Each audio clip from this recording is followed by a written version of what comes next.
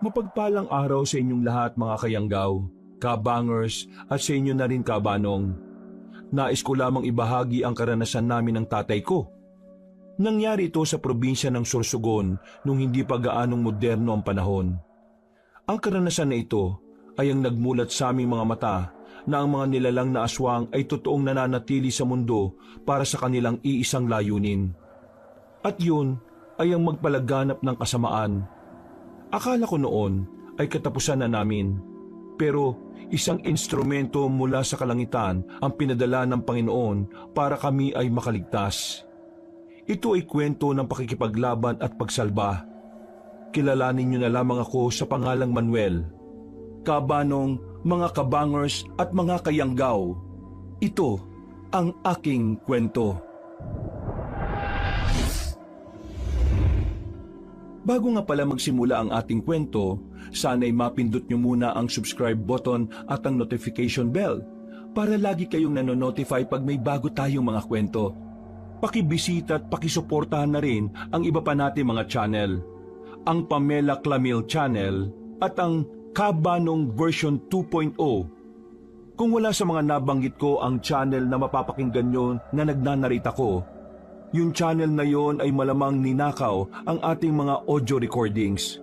Huwag po nating suportahan. Mag-unsubscribe tayo dito. Naglalambing ako sa inyo na sanay yung 3 channel lang ang ating suportahan.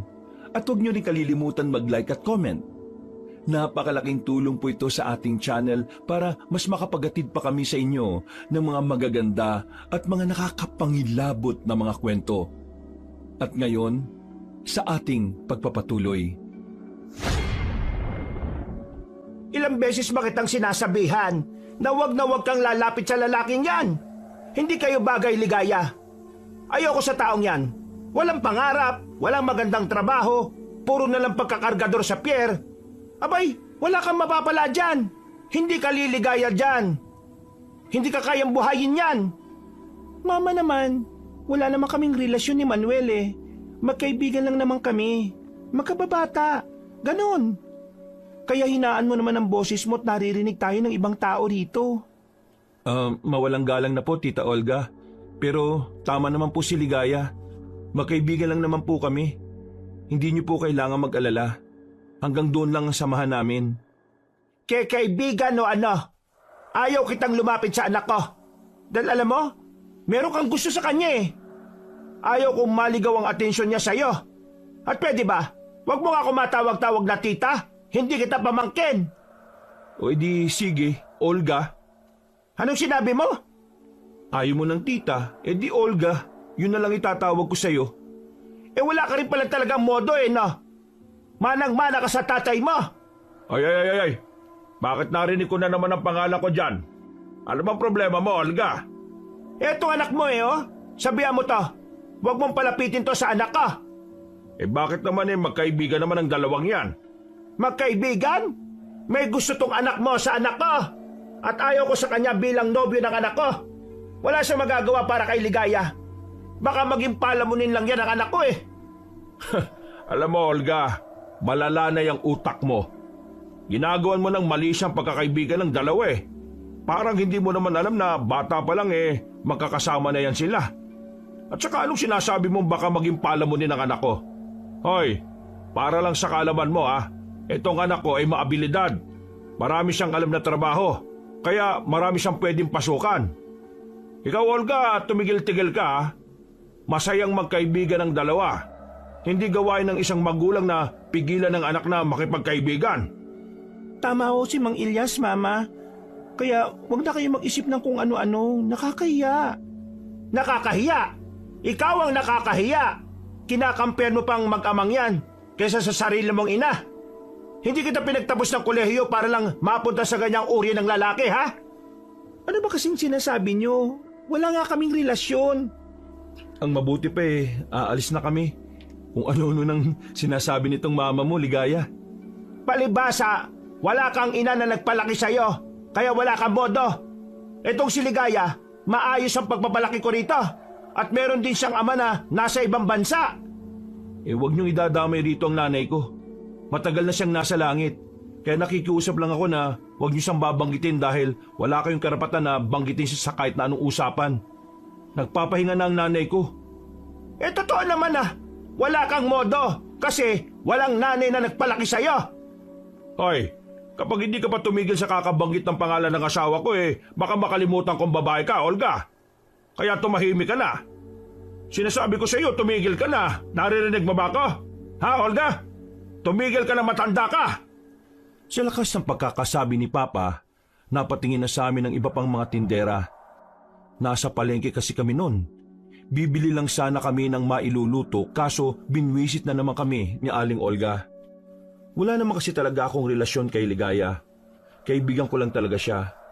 Itong nanay niya lang naman talaga ang gumagawa ng kwento para magmukha kong masama sa paningin ng iba. Maganda si Ligaya, sexy, higit sa lahat, mainhin at matalino. Pero kahit na kailan, hindi ako nagkaroon ng pagnanasa sa kanya. Hanggang kaibigan lang talaga ang tingin namin sa isa't isa. Samantala, nanahimik na si Aling Olga dahil sa malakas na sigaw ni Papa. Nanlalaki ang mga mata niya at nanginginig sa galit. Pasensya na ho kayo, Manuel, Mang Elias. Pasensya na talaga. Tara na mama, umuwi na tayo. Hinila na niya si Aling Olga paalis. Napabuntong hininga na lang si Papa. Agad ko naman siyang inakbayan at pilit pinakalma. Loko-lokong matanda yun Nainis na talaga ako sa kanya Pa, hayaan mo na. Ma-high blood ka na naman yan Isipin mo na lang na matanda na si Aling Olga. Kakaunti na lang ang oras niya sa mundong ibabaw. Palagi ka bang ginaganon ni Olga? Hindi naman. Yung totoo? Hindi nga ho. Tingin niyo hahayaan ko siyang ganunin ako? Kasasabi mo nga lang nahayaan ko na Ibig ko pong sabihin, umalis na siya, kaya dapat kumalma ka na. Walang iya siya Wala siya karapatan na isali ang nanay mo sa usapang ito. Buwisit siya. Pa, ang mabuti pa, umuwi na lang tayo sa atin dahil magagabi na. Magluluto na tayo ng panghapunan. Inakbayan ko na lang ulit si Papa at sabay na rin kaming naglakad pa uwi Kabanong. Pagdating namin sa bahay, naroon si Tonyo. Kung makahiga sa duya namin ay parang doon siya nakatira. Kumakain pa ng bayabas habang nagbabasa ng bold na dyaryo. Nandito ka na naman. Wala ka bang ginagawa? Magandang hapon po, Mang Elias, Paring Manuel. Oh, ano maganda sa hapon kung nandito ka? Mang Elias, tinan mo to si Manuel Papalisin na naman ako. Nako, bahala kayo. Ihanda ko na itong iluluto ko. Diyan na muna kayo. Huy, ano na naman ba ang kailangan mo at nandito ka na naman? Meron akong problema Ano pa nga ba? Pupunta ka lang naman dito kapag meron kang problema Hingi sana ako sa inang pabor. Ano naman pabor? Napatrobol ako sa amin Yung anak ng kapitan nasa pako. Kasi binastos niya yung babae. Tapos yung babae pala, syota niya pala. Ang nangyari, pinagtanggol ko yung babae kahit gusto rin naman pala niya yung ginagawa sa kanya nung lalaki. Pwede ngayon, hinahanap ka na ng mga yon kasi bubugbugin ka. Mismo. Hindi pwede. Bakit naman hindi pwede? Baka mamaya mapadpad pa sila rito di nadamay pa kami. Ano ka ba? Malayo naman sila Sobrang layo. Hindi nila malalaman na dito ako nakatira. Sige na. Wala na ako mapupuntahan pa Galit din sa akin yung iba kong mga kamag-anak. Paano ikaw kasi? Ayaw mo magtino? Kailan ka ba magtitino ha? Magtitino naman sana na ako Kaso yun nga, biglang nangyari yun. Sige na pre, wala na talaga ako mapupuntahan. Kayo na lang talaga. Anong mapapala namin sa'yo? Di tutulong ako rito. At yung mga naipon ko, dinala ko. May pang-aambag ko sa inyo rito sa gastusin sa bahay. Kung tutuparin mo yan, papayag ako. Hindi ka naman ibang tao Para ka na rin kitang kapatid. Kaso yung tatay mo, mula pagkabata ko hindi man lang nagbigay ng pamasko. Ano nga asahan mo ron kuripot yun. Pero maraming salamat pre at pumayag ka. Matutuluyan na ako.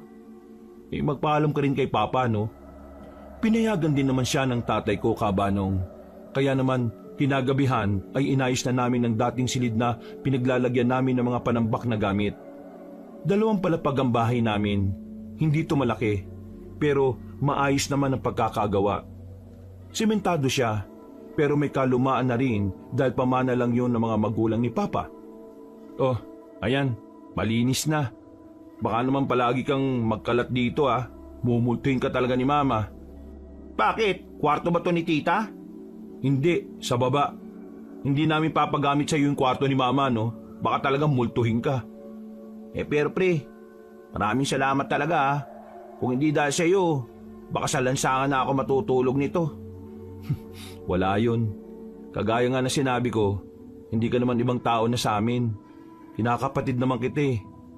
Siya nga pala, aalis kami ni Papa ngayon ah.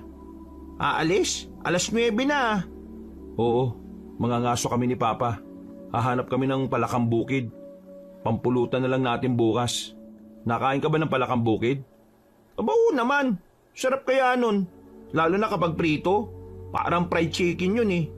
Pero, pwede ba ako sumama? Sumama? Bakit, marunong ka bang mangaso? Hindi. Hindi ko ka na sumama. Ako na lang ang magbibitbit mga nahuli nyo. Sama na ako. Gusto ko lang maranasan. Ay nako, magpahinga ka na lang. Sige na, sumama ka na. Sigurado ka bang isasama niyo to, Pa? May pagkasira ulo to eh. Mawawalang pagkasira ulo niyan kapag iniwan natin niya sa gubat. Natawa na lang si Tonyo noon. Dali-dali na naming inihanda ang mga dadalhin namin. Mga bandang 10:00 na kami nakaalis ng bahay. Kaunting lakaran lang naman at nakarating na kami sa bungad ng gubat. Tahimik na ang paligid. Ang tanging maririnig na lang ay ang kuliglig at ang hampas ng mga sanga dahil sa malakas na hangin. Hindi ka sanay sa mga ganito, Tonyo, ano? Parang syudad na rin kasi yung bayan eh. Hindi nga po, Mang Elias. Alam niyo naman na wala akong ibang ginagawa kundi maging pabigat sa pamilya. Kung siguro nasa bubungan ako habang bumabagyo, hindi tatangay ng yero kasi mabigat ako eh. Patawa-tawa ka pang ungas ka. Umbagin ko mukha mo dyan eh. Matanong ko lang po, ano ba kadalasan nahuhuli niyong hayop bukod sa palaka at dagang bukid? Meron kaming nahuhuli dati, aswang. Aswang? We, Biro lang, wala namang ganun no. uy, hindi malabo ah. Sa mga ganitong lugar, parang halatang merong ganong nilalang eh. Hindi ba kayo naniniwala sa aswang? Ang tagal na namin ginagawa ni Manuel ito. Bata pa lang siya, nangangaso na kami. Pero wala naman kaming nakikitang aswang sa mga ganitong uri ng lugar eh. Kahit pa nasa pinakapusod na kami ng gubat, wala namang aswang talaga. Baka naman kasi hindi nyo lang natsyetsyempuan. Sabi kasi ng lola ko, may mga aswang daw dito sa Sorsogon eh. Yung lugar na tinitiran daw nila, mahirap mahanap. Normal lang talaga sa matatanda na nagkukwento ng ganon. Ginagawa nila yun para takutin ng mga kabataan. Basta ako, naniniwala ako merong aswang. Ang sabihin mo, takot ka lang. Baka sa susunod hindi ka na sumama sa amin. Napatigil kami nang marinig namin ang mga kaluskos na yon. Napansin ko kagad na parang kinakabahan si Tonyo. Kaya naman, pinahawa ko na sa kanya ang daladala naming malaking gasera. Marahan akong naglakad papunta sa pinagmumula ng kaluskos. Uy, baka naman mapano ka dyan. Ano ka ba? Hayaan mo si Manuel. Sanay na yan sa ganyan. Ano bang nandun? Aswang. Aswang? Biro lang. Ikaw talaga masyado ka matatakotin eh. Huli ka, Balbon! Pinakita ko pa kay Tonyo ang dagang bukid na hawak-hawak ko. Hinanda naman niya kagad ang balde na daladala niya at nilagay ko ron. Ayun, nakaisa na kagad tayo. Ayos! Di ganun lang kadali. Baka tayo niyong magbenta ng ganyan kung marami kayong nahuhuli. May kanya-kanya naman kaming trabaho eh. Isa pa, libangan lang namin ito. Kumbaga parang banding namin. Masarap kasi ang lutong pagkain lalo na kapag galing sa gubat. Pinagpatuloy pa rin namin ang panguhuli ng mga hayop. Karamihan sa mga nahuli namin ay mga palaka at dagang bukid. Pero nang pauwi na sana kami, meron kami nakitang baboy ramo sa dadaanan namin. Lalapitan ko na sana pero biglang lumingon ang baboy ramo na para bang alam niya kung anong gagawin namin. Kaya ang ginawa namin, pinalibutan namin ang baboy ramo. Alam naming mabangis yun, kaya nagdoble ingat kami. Walang lalapit, nangangagat yan. Ayos to, masarap yata to no? Focus pre, focus lang. Baka makatakas pa yan. Nakahanda na ang panglambat namin. Nang ihahagis na namin ang lambat sa baboy ramo, nagulat kami sa ginawa nito. Tumakbo yun na mabilis. Dali-dali naman naming hinabol. Pero sumuot-suot na siya sa kung saan-saan kaya hindi rin namin naabutan. Sayang, paldo-paldo na sana tayo rito. Ang laki nun. Pa, bakit ang bilis nun? Ang laki nun ah. Hindi ko rin alam eh. Ngayon na ako nakakita ng baboy ramo na malaki na, mabilis pang tumakbo. Tara, hanapin natin, sayang yun. Wag na. Baka mamaya gantihan pa tayo nun. Ha? Gumaganti ang baboy ramo? Oo, yung mga baboy ramo, meron silang ugali na kapag nasasaktan sila, umaatake sila pabalik. Yung baboy ramo na tumakas sa atin, naghahanap lang yun ng kakampi niya. O baka dadalhin tayo sa lugar kung saan doon siya mas komportableng gumanti. Ayos. Nakakamangha naman pala yung mga baboy ramo na yun. Kaya mabuti pa, simulan na natin ang paglalakad. Mga bandang 12:00 na kami nakarating sa amin. Marami-rami ang nahuli namin kaya nagbigay kami sa kalapit naming bakuran. Kinabukasan ng umaga dahil wala naman akong pasok sa pier at wala pa rin namang nagpapaayos ng sasakyan sa tatay ko, inagahan na namin ng inuman. Mga bandang 2:00 ng hapon, may tama na rin kami. Minabuti naming itigil na ang inuman dahil sobrang daldal na ni Tonyo. Ano? Kasalanan ko na nasunto ko siya? Kasalanan nila yun eh. Kasi bakit ganun silang maglandian? Akala ko binabastos niya yung babae. Malamang pagtatanggol ko, di ba? Oo na, kasalanan na nila. Sige na, matulog ka na. Kanina ka pa dyan eh, paulit-ulit ka na lang eh. Kasi naman, tinakwil ako ng mga kamag-anak ko dahil doon eh. Mga buwisit sila. Kayo ang tunay kong pamilya, di ba, Papa Elias? Papa mo mukha mo. Napatigil kami sa pag-uusap nang biglang dumating ang babaeng si Ligaya. Ang kababata ko. Meron siyang daladalang pinya. Nakaugalian na talaga ni Ligaya na kapag manggagaling siya sa bayan, palagi niyang inuuwian ng tatay ko ng pinya. Paborito kasi ni Papa yon.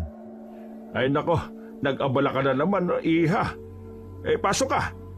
Huwag kang tumayo dyan at baka tumangkad kang lalo. Pasensya ka na ha, at medyo nakainom na kami. Galing ka ba sa bayan? Mag-isa ka lang? Oo, mag-isa lang ako. Si Mama kasi merong pinuntahan eh. Mabuti naman at hindi mo kasama. Tungkol dun sa nangyari sa palengke, pasensya na talaga kayo ah. Hindi ko talaga kayang pigilan ang bibig ni Mama eh. Naku, ayos lang yun. Ay, siya nga pala. Tonyo ang pangalan ko. Ang ganda-ganda mo naman. Anong pangalan mo? Ha? Ligaya. Ligaya ang pangalan ko. Nakakita lang to ng magandang babae, parang nawawala na sa sarili. Parang ang nabawasan yung tama niya eh. Sige po, mauna na ako. Kailangan ko pa pong kasing magluto eh. Sumaglit lang po talaga ako para sa pinya. O siya, sige iha. Maraming salamat ha. Ingat ka dyan. Naglakad na rin paalis si Ligaya. Pero ang leeg ni Tonyo ay parabang mababali na sa kakalingon. Walang iya. Sino yun? Sobrang ganda. May maganda pala rito sa inyo. Si Ligaya yon, kababata ko. Nako, huwag ka na magtangka. Mayayari ka lang sa nanay nun. Galit ang nanay nun sa mga lalaking walang narating sa buhay. Uy, grabe naman sa walang narating sa buhay. Ang sinasabi ko lang, hindi ka kasi nagtitino. At ang mga kagaya mo, dun mas bana si Olga. Kaya kung ako sa'yo, kung ayaw mong ma-stress, haba, wag na lang. Di yung nanay na lang ang liligawan ko. Sarahulo, magligpit na nga tayo. Bago gumabi, nakatulog na si Tonyo, pati na rin si Papa na talagang naparami rin ng nainom. Bandang 6:00, nagluto na ako ng makakain namin para sa hapunan. Pagtapos kong magluto, narinig kong may sumisit-sit sa akin sa labas ng kusina namin. Kinuha ko ang itak sa gilid ng pinto. Maraan akong lumabas ng bahay at pinuntahan ng parting yon. Pero nawala ang kaba ko nang makitang naroon si Ligaya. Pambihira ka naman. Ano ba ginagawa mo dyan? Natakot ka no?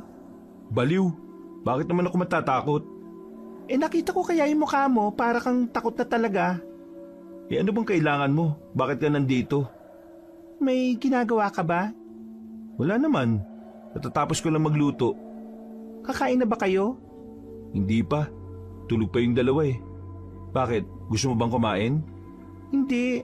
Gusto ko lang sanang magpasama sa'yo. Maglakad-lakad lang. Sinamahan ko nga si Ligaya.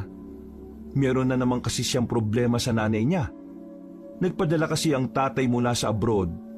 Pero hindi man lang siya inabutan ni Aling Olga kahit na magkano. Sinabi mo na yan sa tatay mo. Hindi, ayoko. Baka kasi mag-awit na naman sila. At ako na naman ang sisihin ni Mama kung bakit sila maghihiwalay. Bakit ba ganyan ang nanay mo? Alam mo, sorry sa sasabihin ko pero yung mama mo, parang may ubo sa utak. Ubo sa utak? Paano yun? Ang ibig ko sabihin, parang hindi normal ang pag-iisip niya. Biruin mo, ikaw na nga ang nag-iisang anak na lang eh. Hindi ka man lang makatanggap ng kahit na 5 bulag sa tatay mo. 5 duling yun, Manuel. Hindi 5 bulag. Kahit na maging 5 bingi pa yan, o 5 dukling, o 5 banlag. Ang pinupunto ko, dapat itrato ka niya na isang anak. Hindi yung tinatrato ka lang niyang kasangkapan para guminhawa ang buhay niya. Hindi ka ba napapagod sa ganong klaseng nanay? Anong hindi? Matagal na akong pagod, Manuel. Minsan nga, gusto ko na lang umalis sa amin eh. Ang kaso, hindi ko naman alam kung saan ako pupunta. Yan ang wag na wag mong gagawin. Mahirap ang buhay sa labas ng bahay. Pero napapagod na ako eh. Hindi ko na alam kung ano ang gagawin ko kay Mama. Tingnan mo nga, pati tayo, ginagawa niya ng issue. Oo nga eh. Kung ano-ano pang pinagsasasabi sa ibang tao, na kesyo nilalandi kita. Wow baka ikaw ang lumalandi sa akin. Hoy, ang kapal naman ng mukha mo. Hindi ka pogi, Manuel, no? Sus, sinabi mo na sa akin dati na pogi ako eh. Kailan? Bah, may amnesia ka na yata eh. Natigil ang pag-uusap namin nang mapansin naming nakalabas na kami ng baryo namin. Papasok na kami sa bungad ng gubat. Tara, bumalik na tayo. Gubat na to eh oh. Bakit? Natatakot ka ba? Ako? Matatakot? Baka nakakalimutan mo na gumagala kami ni Papa palagi sa gubat kahit na gabi. Baka ikaw ang takot. Iwan kita dyan eh. Tapos kakainin ka ng aswang. Oh. Aswang? May aswang ba dyan sa loob ng gubat? Ano ka ba? Biro lang. Tinatakot lang kita eh. Wala namang aswang eh no? Maglalakad na sana kami paalis na makarinig kami ng tunog ng isang baboy ramo. Napalingon kami ulit sa bungad. Nakita naming nandoon ang isang baboy ramo na marahang naglalakad habang nakatingin sa amin. Sa hindi ko malamang dahilan, nakaramdam ako ng kaunting kaba noong mga sandaling yon. Yung baboy ramo kasi na yon ay kagayang-kagaya ng baboy ramo na sinubukan naming hulihin. Ligaya, sa likod ka. Bakit? Nangangagat ba yan? Kasi sa kilos niya, parang aatake na siya eh. Takbo! Hindi nakagalaw si Ligaya ng mga sandaling yon dahil sa sobrang takot. Kaya ang ginawa ko, binuhat ko siya para makatakbo at makaalis kami roon. Pero yung baboy ramo, hinabol niya pa rin kami. Ang bilis niyang tumakbo. Buti na lang ay magaan lang si Ligaya kaya nakalayo kagad kami. Nakabalik kami ng baryo namin na karga-karga pa rin siya. Sa takot niya, parang ayaw na niyang bumitiw sa akin. Pero nanlaki ang mga mata namin nang mapansin naming nasa harapan na pala si Aling Olga. Kasama nito ang mga amiga niya na agad din namang umalis. Nanatiling nakatayo si Olga. Maya-maya pa, tumaas na rin ang kaliwang kilay niya. Madali ko namang binaba si Ligaya. Ayan bang hindi magkasintahan? Karga-karga ka ng lalaking yan? Ano bang sinasabi ko sa'yo, ha, Ligaya? Ma, nakakakamali kayo ng iniisip. Kinarga niya lang ako dahil merong humahabol sa amin na ano. Hay nako, manahimik ka! Malandi! Meron akong irereto na ibang lalaki sa'yo. Matalino, gwapo, at may direksyon ng buhay. Kaya tigilan mo na yung paglalandi mo sa lalaking yan. Dahil wala ka na mapapala dyan. Kargador lang yan sa pier. Mama naman. Ay nako, Eto na naman tayo. Hoy, ikaw Manuel, layuan mo ang anak ko ha. Wala akong pakialam kung magkaibigan lang kayo o hindi. Basta, layuan mo siya. Naku, bahala nga kayo. Ligaya, uwi na ako ha. Aba, bastos ka. Matapos mong kargahin ang anak ko na parang pagmamayari mo?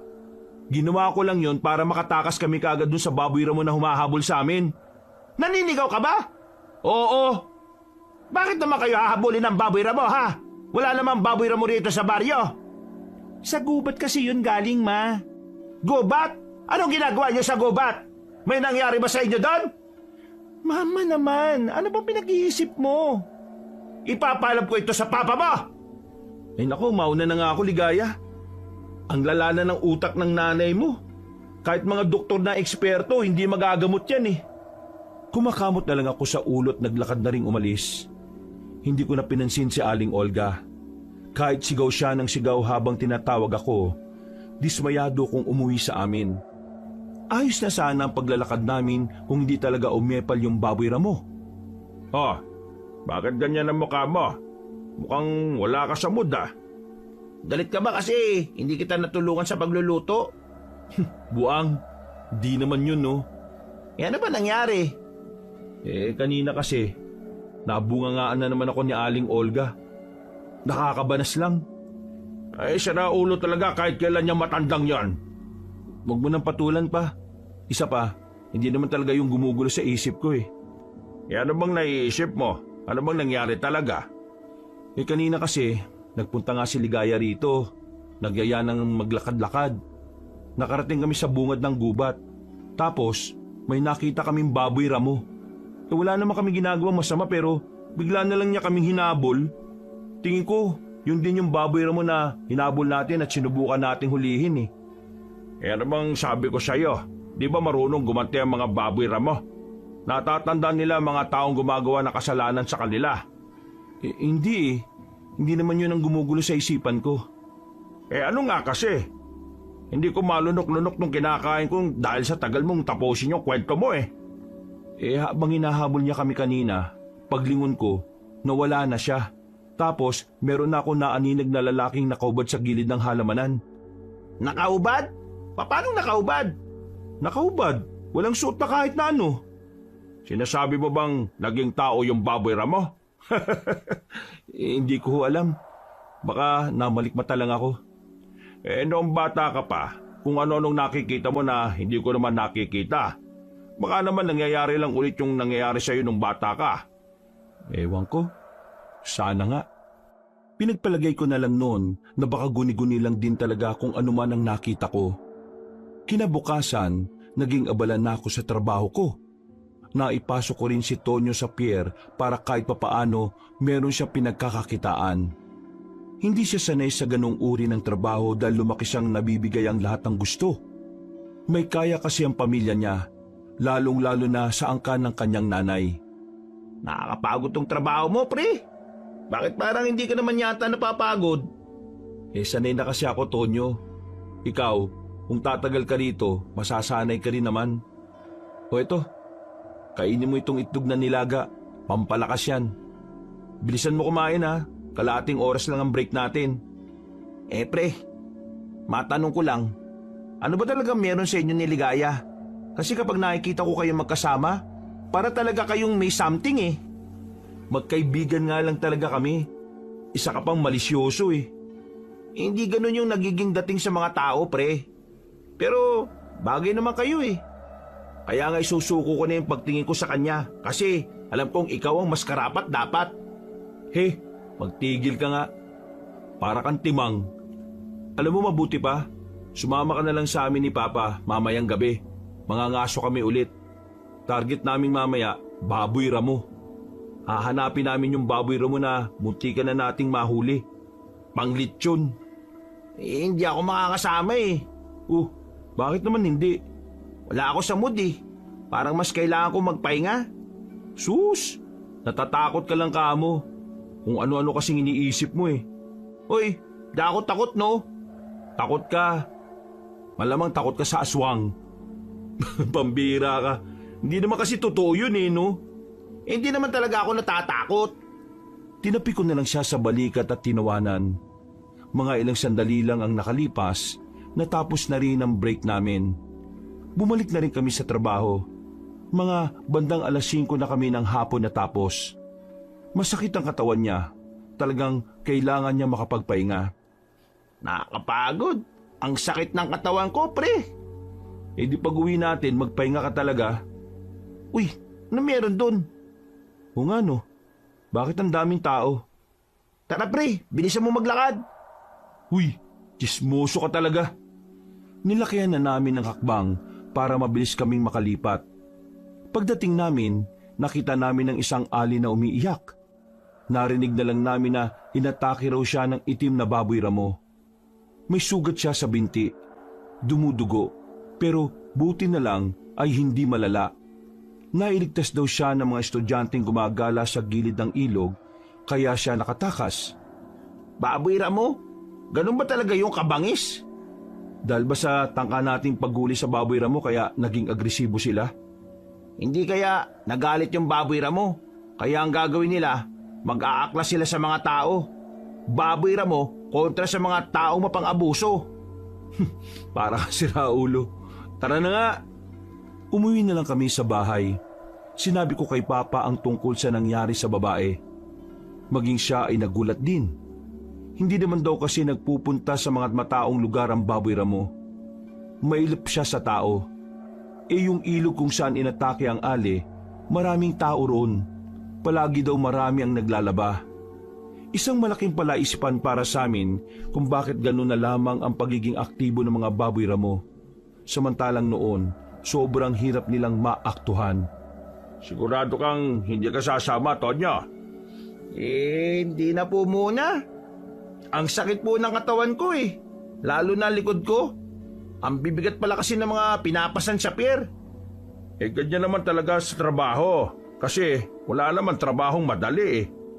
Di bale, masasanay ka rin. O paano? Mauna na kami. Kumain ka na lang kapag nagutom ka ah. Bandang 8:00, umalis na rin kami. Nung gabing yon, hindi ko alam kung bakit parang nababahala ako. Samantalang hindi naman ganun ang nararamdaman ko sa tuwing aalis kami para pumunta sa gubat. Napansin naman ako ni Papa. Kilalang kilala na kasi niya ako. Alam niya kung kailan ako nasa wisyo at kung kailan hindi. Nak, ayos ka lang ba? Po? Opo, ayos lang po ako pa. Bakit parang hindi? Bakit? Ano po bang itsura ng mukha ko? Malalim ang iniisip mo eh. Ano ba yan? Hindi ko po alam pa. Basta, ayos lang naman ako. Ganito na lang. Pag-usapan na lang natin si Ligaya. Ho? Bakit naman si Ligaya? Anong meron? Sos, nak. Kilala kita. Lalaki rin naman ako. Kaya alam ko na meron kang pagtingin sa kanya noon pa. Ho? Naku, isa rin kayong ma-issue pa ha? Sus, bagito ka pa sa pagtatago ng nararamdaman mo. Kilala kita. Noon pa, Manuel, crush mo na si Ligaya. Pero dahil sa nanay niyang bruha, pinipigilan mo lang. O di ba? Tingnan mo mukha mo, para kang nahihiya. Alisin niyo nga muna yung gasera sa mukha ko pa.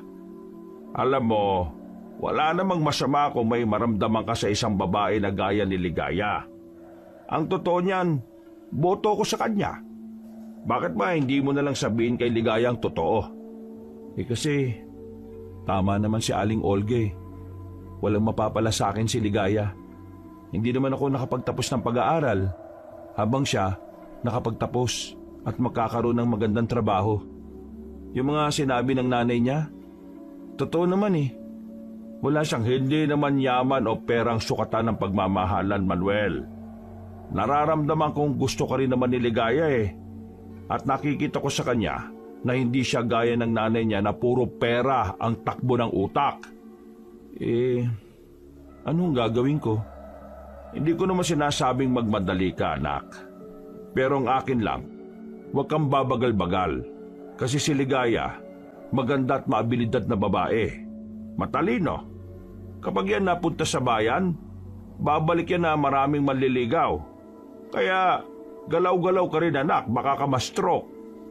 Para sa akin, ikaw lang ang nag-iisang lalaki sa mundo na may kayang mag-alaga sa kanya. Hindi naman halata na sobrang proud ka sa akin yan, no? Malamang anak kita. Kaya naman suportado kita palagi. Uy, ano yun? Napalingon kami ng sabay nang maramdaman namin na parabang merong tumakbo sa likuran namin. Inilawang kagad namin ang gilid ng puno pero wala naman kaming nakita. Baka guni-guni lang natin pa. Hindi, meron talaga akong naramdaman May tumakbo. May ibang tao rito? Muli naming sinuyod ng tingin ng paligid. Wala naman kaming nakikitang ibang tao. Nang magpapatuloy na sana kami sa paglalakad, bigla na lamang kaming nakarinig ng tunog ng baboy ramo. Pa, baboy ramo yun ah. Swerte, hindi na tayo mahihirapang maganap. Masaya naming inihanda ang gamit naming panghuli. Dahan-dahan kaming naglakad kung saan nagmumula ang aming naririnig.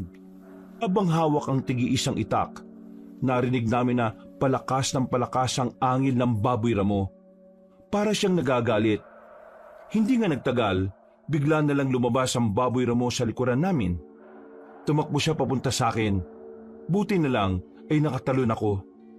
Mabangis siya. Para siyang nagwawala at parang galit sa amin.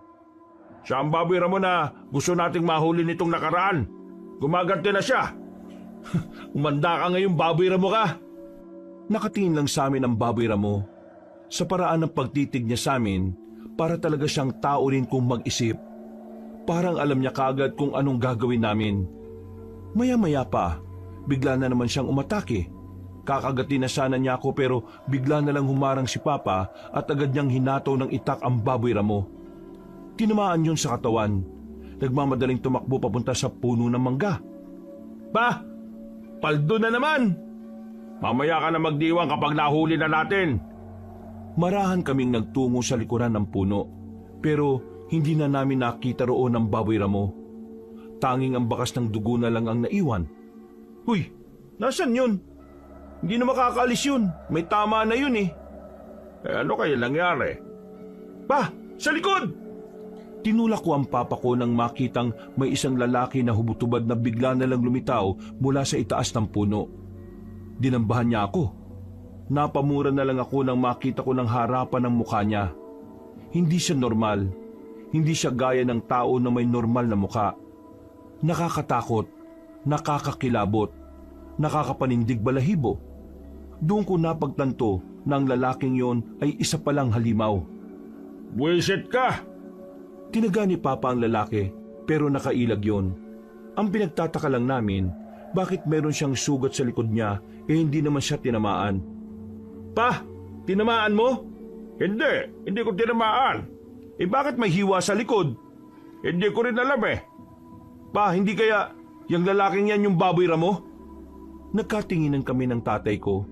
Kahit na hindi kami naniniwala sa mga ganoong pangyayari, noong mga sandaling yun ay parang unti-unti kaming nakukumbinsi. Nagsimula na akong mangamba. Nakiramdam ako. Hindi na magandang nangyayari sa mga sumunod na senaryo. Pero nakita ko si Papa. Kalmado, parang hindi man lang siya nakakaramdam ng kahit na kaunting takot. Nak, maganda ka. Tutudasin natin to. Kasi kung hindi, baka tayo tudasin ang halimaw na yan. Pumorma na kami ni Papa. Hindi na nakatiis ang nilalang. Nagmamadali na itong makalapit sa amin. Lumundag na naman siya ng mataas. Pagbagsak niya, tinaga namin siya ng sabay. Tinamaan ni Papa ang nilalang sa tiyan. Habang ako naman ang nakatama sa leeg. Agad na bumagsak ang lalaki sa lapag. Unti-unti itong nagbago ng anyo bilang baboy ramo. Lintik, totoo pala talaga ang aswang. Aswang? Hindi na nakapagsalita ang tatay ko nang may marinig pa kami mga angil na nagmumula sa paligid. Nagmamadali na kaming umalis doon. Pero sa kasamaang palad, hindi na kami nakabalik sa unang daan na tinahak namin. Sa madaling sabi, ibang direksyon na ang aming tinahak. Napalayo na kami ng napalayo. Matakasan lang namin ang baboy ramo at ang mga halimaw. Wala na kaming pakialam kahit sa dulo pa kami ng mundo makarating. Nang magkaroon ng tamang pagkakataon, nagpahinga na muna kami dahil pareho na kaming hinihingal. Pa, ayos ka lang? Nakakahinga ka ba na maayos? Oo, ayos lang ako. Huwag mo akong intindihin. Pa, totoo sinasabi ni Tonyo. Totoo nga mga aswang. Anong gagawin natin ngayon? Makakabalik pa kaya tayo? Oo, makakabalik tayo. Tiwala lang. Ibig sabihin pala, yung baboy na mo na humahabol sa amin ni Ligaya at yung baboy na mo na muntikan na nating mahuli, hindi pala talaga siya hayop. Isang halimaw. Isang aswang. Ngayon napatunayan na natin na totoo ang mga nilalang na yon. Kailangan na muna nating hindi na muna magpunta sa gubat pagkatapos nito. Habang nagpapahinga kami ni Papa, nakarinig na naman kami ng kaluskos. Wala na kaming sinayang na sandali. Pasimple na naming nilisan ang lugar na yon. Dahil sa halos isang oras na paglalakad, hindi na namin namalaya na meron na pala kaming napasok na baryo. Sa unang tingin, mukha lang siyang normal na baryo ng mga tao. Pero meron kaming napansin sa mga naroon. Matutuli sa mga tenga nila kahit mukha silang mga tao. Pa, lalapit ba tayo? Kinakabahan ako eh. Nakakatakot. Baka mamaya mga halimaw din ng mga yan. Diyos ko, paano ba tayo dito napadpad? Kailangan natin makapag-isip kung saan man mas magandang dumaan. Nandito na tayo sa loob ng baryo nila. Baka makita nila tayo at magtaka kung sino tayo. Sinasabayan ko na rin ang pagdarasal ang pananatili namin noon. Makailang ulit akong humingi ng tulong sa Panginoon. Aminin ko man o hindi, talagang namamayani na rin ang kaba sa sistema ko noon. Hindi ko inakala na darating ang sandaling yun sa amin. Ang malagay sa isang sitwasyon na kahit kailan hindi namin naisip na mangyayari. Kabadong-kabado kami noon. Para kaming natrap sa lugar dahil sakalang namin napansin ang mga naroon ay hindi mga pangkaraniwan. Nakita kasi namin na yung mga dumadaan ay parang may mga kaliskis ang katawan. Maitim at kulubot din ang balat. Noong mga sandaling yon, parang kinain ko na ang sinabi ko na hindi kailanman magiging totoo ang mga nilalang na aswang. Dahil nasa harapan na namin mismo ang patunay. Ibig sabihin, itong lugar na ito lungga ng mga aswang. Walang iya. Paano naman tayo makakalis dito kung pwede nila tayo makita? Iniisip ko nga rin paano kung yung napatay natin baboy ramo kanina, kasama ng mga nilalang na nandyan? Kung ganon, mas lalong hindi nila tayo dapat makita. Kasi pagbabayarin nila tayo sa ginawa natin. Napalunok na lang kami ng laway dahil sa kaba. Tempting kaming nagdasal sa kinalalagyan namin na sana walang makakita sa amin doon. Hindi na namin alam kung gaano na kami katagal pinapapak ng mga lamok doon. Nang sumilip kami, napansin namin na nagpunta na sa isang direksyon ng mga aswang. May nagtawag kasi sa kanila. Hindi namin alam ang gagawin nila. Pero sinamantala na namin ang pagkakataon para makaalis sa kinalalagyan namin. Kailangan natin bilisan habang hindi pa sila nakatingin. Bilis, anak! Ikaw ang mabagal, Bilisan nyo! Malalaking hakbang na ang ginawa namin makaalis lang doon. Ilang minuto lang ang nakalipas, tuluyan na nga kaming nakalayo. Pero hindi pa rin kami naging kampante. Dahil habang nasa kagubatan pa kami, pakiramdam namin ay mailap pa ang kaligtasan namin para sa aming mag-ama. Kaya naman, walang humpay kaming naglakad at tumakbo. Nang makaramdam ng hingal ang tatay ko, ay gumilid na lamang kami at nagtago sa puno ng balete. Konting tiis na lang pa, makakalis na rin tayo dito sa gubat na to. Ay nako, sumasakit nga ang pa ako Sabayan pa ng hingal. Ang tanda ko na kasi. Buhatin na lang kaya kita. Wag na, mas lalo naman tayong babagal kapag binuhat mo ko. Sigurado po ba kayo? Ang bagal mo na kaya? Iwan mo na lang kaya ako. Diyos ko, hindi naman pwede yun. Sige na, magpahinga na muna kayo. Bumuntong hininga na lang ako. Pagtingin-tingin pa ako sa paligid para bantayan kung sinong aswang ang nakakita o nakasunod sa amin. Nang makapagpahinga na ang tatay ko, ay balik na kami ulit sa paglalakad. Habang hinahatak namin ang daan, ay hindi ko maiwasang hindi kabahan. Inalalayan ko kasi ang tatay ko dahil masakit na talaga ang paa niya. Sa awa ng Diyos, nakalabas naman kami ng kagubatan. Sakto naman din na napadaan ng isang truck at nagawa naman namin itong pakiusapan. Sumakay kami sa likod at naibaba mismo sa harapan ng aming baryo. Doon lang namin napagtanto na talaga palang ang layo ng narating namin. Pampihirang buhay to, oo. Mabuti na lang at nakabalik na rin tayo ng ligtas. Sabihin ba natin kay Tonyo ang mga nangyari? Oo, total naniniwala naman siya sa mga aswang, di ba? Binuksan namin ang pinto. Pagsilip namin kay Tonyo sa taas, masarap ang tulog niya. Humihilig pa na akala mo tunog ng karera ng sasakyan. Natulala na lang ako na makahiga na ako sa kama ko. Napatingin sa kisame. Kapag binabalikan ko ang mga nangyari at ang mga natuklasan namin ni Papa, kusang nagtitindigan ng mga balahibo ko. Makalipas ang ilang araw, wala kaming pinagsabihan ni Papa tungkol sa nangyari. Tanging si Tonyo ang nakakaalam. Ayaw rin naman namin na kumalat yun sa lugar namin. Kasi kapag nangyari yun, baka malaman din ng mga aswang na kami ang nakaalam ng kanilang lugar. Isang hapon, nakita ko si Ligaya. Meron siyang daladalang maliit na timba. Akala ko nung una ay mag-iigib siya sa ilog, kaya agad ko naman siyang nilapitan para sana tulungan. Oh, anong gagawin mo? Pupunta sa gubat, kukuha ng dahon ng bayabas. Nasugatan kasi yung paa ng aso namin. Lalanggasin ko lang. Gusto mo ba samahan kita? Pwede ba? Ewan ko sa'yo. Nanay mo lang naman ang palaging gigil na gigil eh. Halika na. Samahan mo ako para may kakwentuhan naman ako. Pa, Tonyo, sasamahan ko na si Ligaya na kumuha ng dahon ng bayabas ha. Biglang tumango si Papa. Inabot niya sa akin ang itak na pinagtaka naman ni Ligaya. Nak, dali mo to. Mahirap na. Baka mamaya may makita pa kayong aswang doon.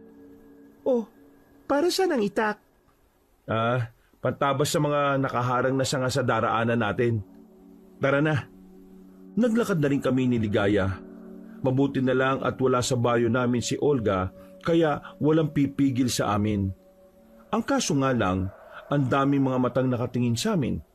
Karamihan sa kanila ay puro tsismosa. Hindi nagtagal, narating na rin namin ang kagubatan. Simulan na namin ang paghahanap ng bayabas habang nagkukwentuhan kami. Manuel, matanong ko lang. Bakit wala ka pang girlfriend? Ha? Bakit mo naman naitanong yan? Wala lang, para lang meron tayo mapag-usapan. Pues, wala naman akong girlfriend kasi. Ha? Anong klaseng sagot yan? Yun nga ang sagot ko. Di sige. Ikaw, bakit wala ka pang boyfriend? Kasi ang tagal lang hinihintay ko eh. Meron ka na palang hinihintay? Oo, matagal ko na siyang hinihintay. Manhid eh, ang tagal kumilos. Hindi yata makahalata. Bakit hindi na lang ikaw yung magsabi sa kanya? Ha? Ano kasi ni swerte? Bakit ako ang unang magsasalita? Ako ang babae, no? Ano naman kung babae ka? Pareho lang naman kayong tao. Basta, hindi ako ang unang magsasabi sa kanya. Hihintayin ko siya kung lalapitan niya ako at liligawan. Kahit kailan. Nagtaka ako nang biglang tumigil sa pananalita ang kasama kong si Ligaya. Namumutla ang mukha niya. Para siyang nakakita ng aswang sa kung paano siya tumigil sa likuran ko. Marana kong lumingon. Agad kong hinila si Ligaya nang meron kaming makitang baboy ramo sa hindi kalayuan. Hindi yung kasing laki ng baboy ramo na napatay namin ni Papa. Mas maliit siya, parang biik pa lang.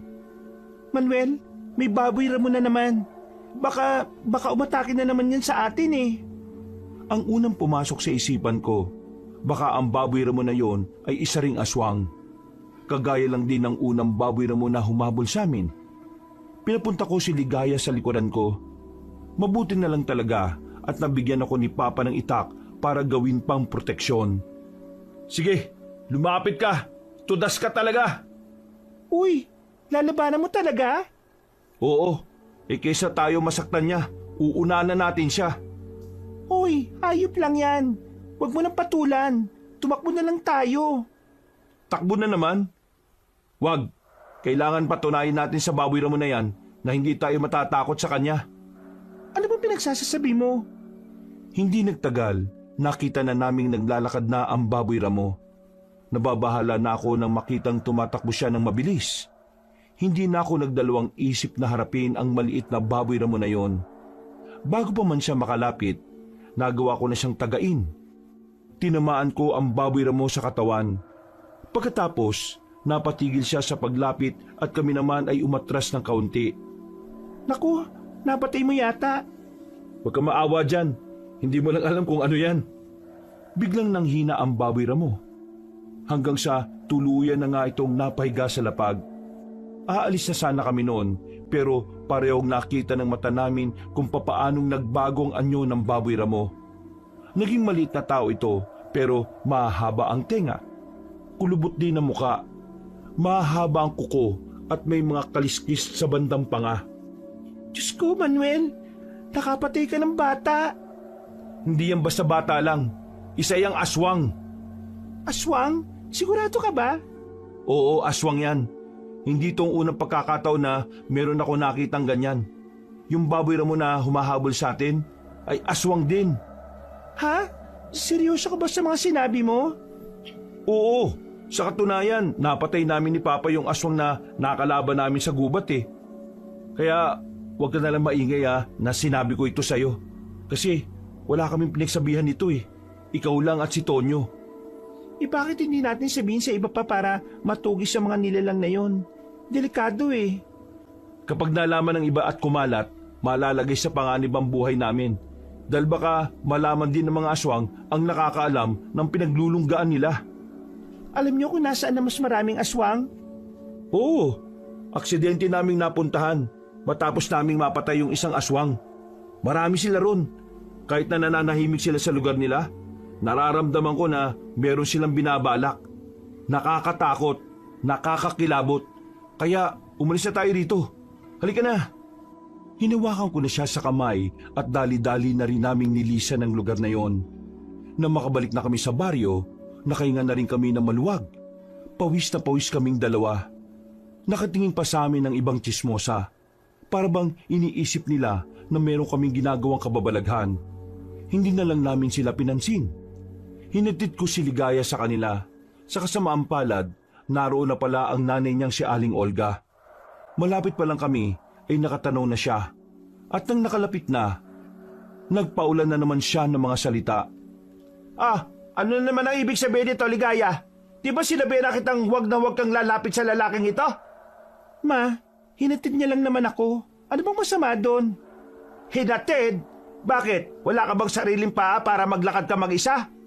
Meron, pero bawal ba akong ihatid ng kaibigan ko? Huwag na po kayo mag-alala. Sinabi ko na kay Ligaya na kahit kailan, hindi ko siya magugustuhan. Kininditan ko si Ligaya para sabihing hindi totoong sinabi ko. Ang nanay niya ay para bang nagulat. Hindi niya siguro inaasahan na sasabihin ko yon. Hindi ko na siya hinintay pang makapagsalita ng kung ano-ano. Naglakad na rin ako paalis at hindi na rin ako lumingon pa. Pag-uwi ko sa amin, kinuwento ko kagad kay Papa at Tonyo ang nangyari. Maging ang tatay ko ay natakot din. Habang tumatagal kasi, parang dumarami ang mga baboy ramo sa kagubatan na malapit lang din sa amin. At ang nakakatakot pa ron, ang mga baboy ramo na yon ay mga aswang. Hindi namin alam kung ano ang gagawin namin noon. Nagtatalong utak namin kung dapat na ba naming ipaalam sa iba ang tungkol sa mga aswang. Pero dahil na rin sa panganib na maaring idulot nito sa amin, mas pinili naming manahimik na lamang. Nagdaan pa ang mga araw. Balik kami sa trabaho. Si Papa naman ay naging abala na rin dahil marami ang nagpapagawa sa kanya ng makina. Hindi na rin kami muna nangaso sa gubat bilang pag-iingat na rin sa maaaring paglitaw ng mga aswang. Pre, tungkol dun sa aswang, tingin mo, gaano kaya sila karami? Bakit mo ba inaalam? Kahit na isang aswang lang, hindi mo naman kakayanin eh. Tinatanong ko lang naman. Naiwagaan kasi ako kung paano sila dumarami at kung paano sila nakakagawa ng sariling lugar nila nang hindi nalalaman ng ibang tao. Basta, marami sila. Hindi siguro bababa ng 40 ang aswang. Buti nga pakunti-kunti lang ang lumalapit sa lugar natin eh. Ang kinatatakot namin ni Papa, paano kung mapasyal sila sa atin. Marami ang pwedeng mapahamak. Kaya nga dapat, alam ng mga taga sa atin na maaaring bantayin sa buhay nila dahil sa mga aswang na yan. Hindi rin ganun kadali, pre. Wala naman tayong alam kung anong kayang gawin ng mga aswang eh. Kaya hindi tayo pwedeng padalos-dalos. Isipin mo pwedeng kami ni Papa ang una nilang harapin kapag maraming nakaalam na nabubuhay sila. Napapailing na lang si Tonyo.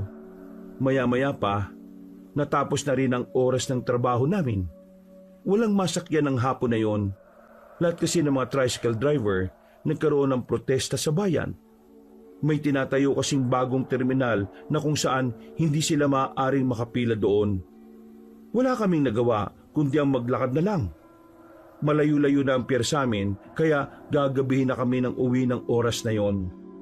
Habang naglalakad kami, meron kaming napansin na ilang tao na pumasok sa mga halamanan. Nagtaka kami kung meron bang daan doon. Samantalang ang nakita lang naman namin doon ay mga halaman at mga nagtataasang puno. Hindi namin yung pinapansin. Nilagpasan lang kami, pero napalingon na lang kami nang makarinig kami ng sigaw. Nakita na lang namin na yung kasabay naming naglalakad sa likod, hinihila na siya papasok dun sa halamanan. Gagi! Pre, ano yan? Magtago ka sa silid. Ha? Bakit? Hindi mo ba nakita? Ang papangit ng mukha nila. Masyado ka naman panglait. Sira ulo. Ang ibig kong sabihin, aswang ang mga yun. May mga aswang nang nagpaparamdam dito sa atin. Nang sabihin ko yon, ay agad na bumakas ang kilabot sa mukha ni Tonyo. Nagtago kami sa gilid. Maya-maya lang, hindi na namin narinig ang lalaking sumisigaw. Pakiramdam namin, wala na siya. Palagay namin ay pinatay na siya ng mga aswang. Pre, hapon pa lang Bakit nagpapakita agad sila? Aba, ewan ko. Bakit akong tinatanong mong buang ka? Kung tulungan natin yung lalaki. Huy, nag-iisip ka ba? Kawawa nga, pre. Kapag sumunod tayo ron, mapapahamak din tayo. Uy! Biglang tumakbo si Tonyo palabas ng pinagtataguan namin. Pumunta siya sa kung saan sinuot ang lalaking hinilan ng mga aswang. Ngunit hindi naman siya pumayag. Pinabayaan lang niya kahit alam kong siguradong sinundan ko na lang din siya. Tumakbo ko papunta roon. Mabuti na lang at naabutan ko pa si Tonyo. Pero nasa loob na kami nakagubatan nun.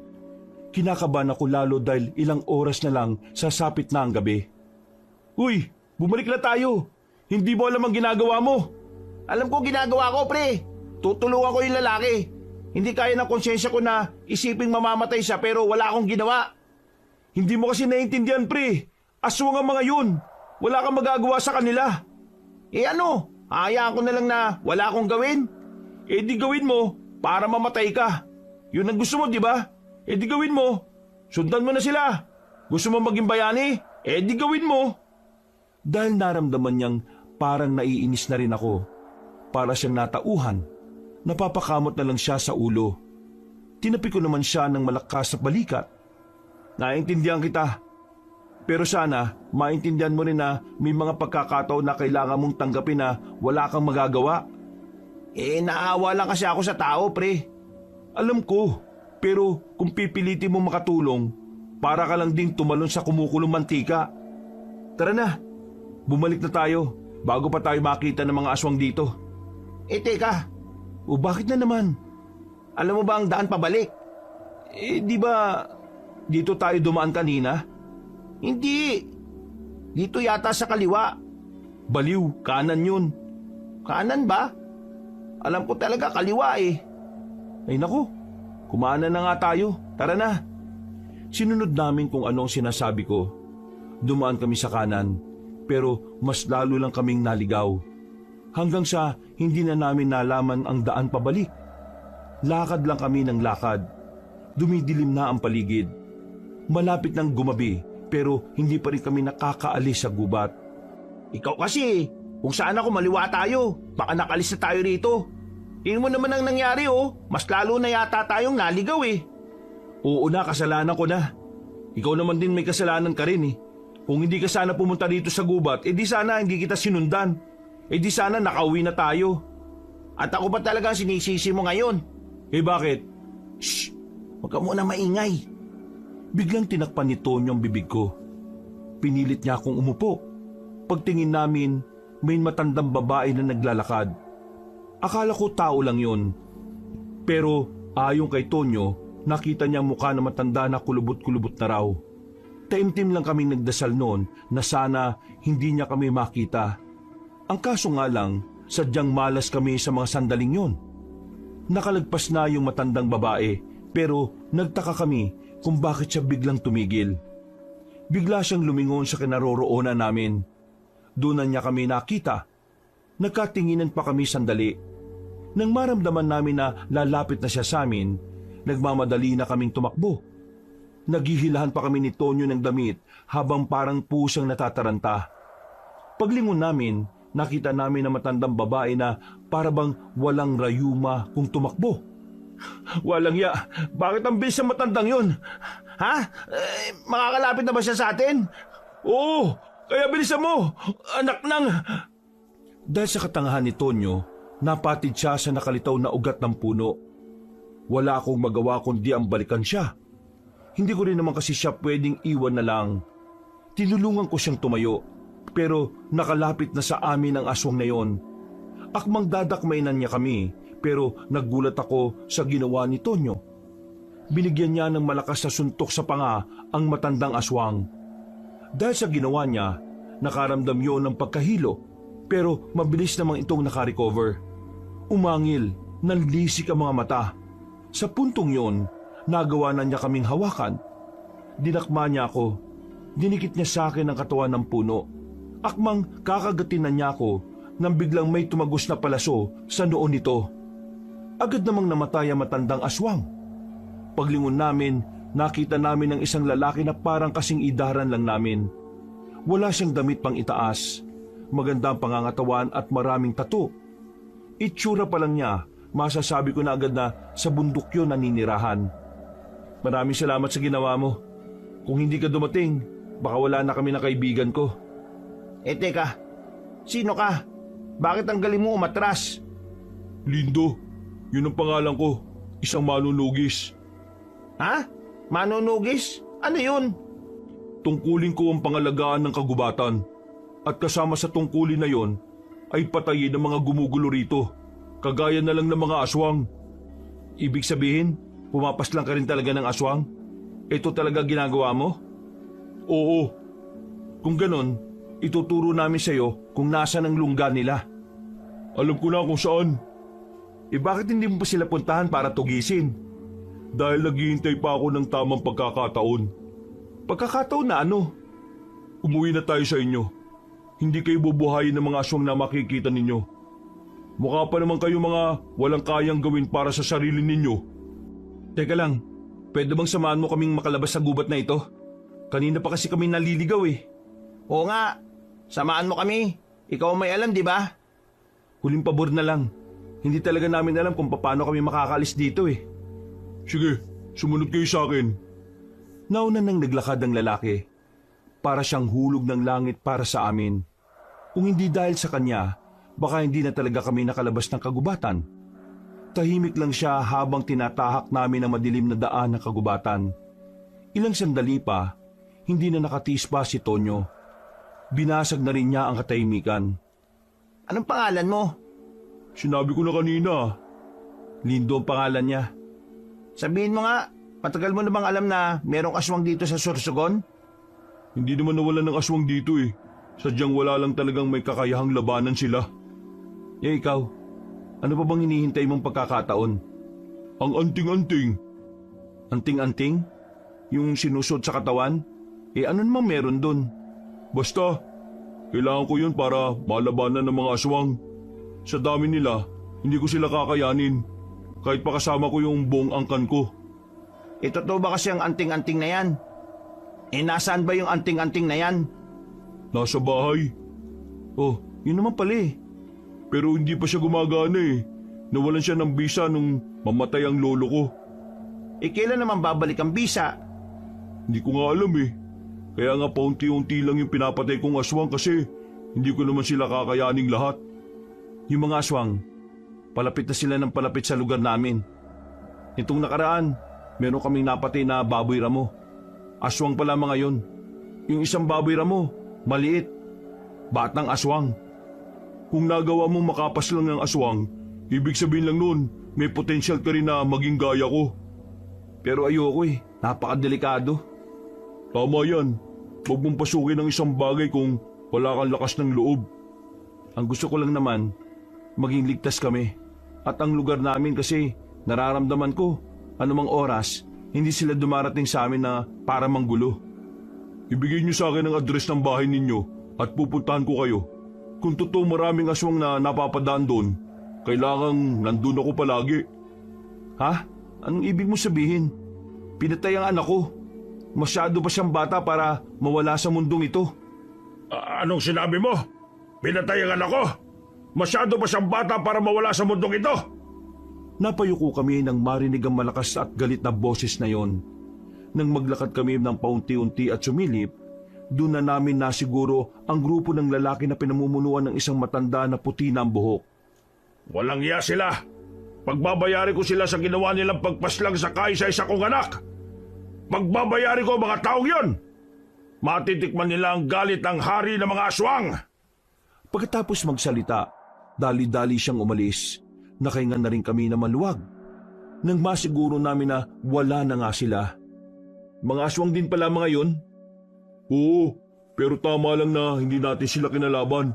Hindi natin sila kakayanin. Ang isa sa kanila, hari ng mga aswang. Ibig sabihin nun, nasabi mo kanina na may napaslang kang aswang na bata? Oo napaslang ko nga yun.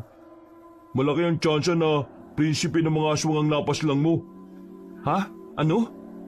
Prinsipe ng mga aswang? Ibig sabihin, yung matanda kanina, anak niya yung nakalaban nitong si Manuel? Dahil sa ideyang yon, nakaramdam na ako ng matinding kaba. Nag-alala ko noon para sa kaligtasan namin. Hindi ko alam kung ano ang una kong iisipin. Ngayong nalaman ko na baka ako ang nakapatay sa anak ng hari ng aswang. Sigurado kasing nasa peligro ng malala ang buhay namin ng tatay ko. At maging ang buhay na rin ni Ligaya. Nanlamig ang palad ko. Pinagpawisan ako ng kahit na malamig naman ng klima noon sa mga sandaling yon. Matinding galit ang inaghihintay sa inyo. Lalong-lalo ka na. Hindi basta-basta magagalit ang mga aswang. Lalong-lalo na kung merong mahal sa buhay ang nawawala sa kanila. Natakot mo pa tong kaibigan ko Hindi ko siya tinatakot. Sinasabi ko lang ang mga maaaring mangyari. Naging tahimik na ako sa mga sumunod na sandali. Maya-maya lang naman ay nakarating na rin kami sa kalsada. Binigay na namin sa lalaking yon ng address kung saan kami nakatira. Nagtiwala kami sa kanya kahit na hindi namin siya kilala. Nakabalik naman kami sa bahay. Tulala ko noon, balisa.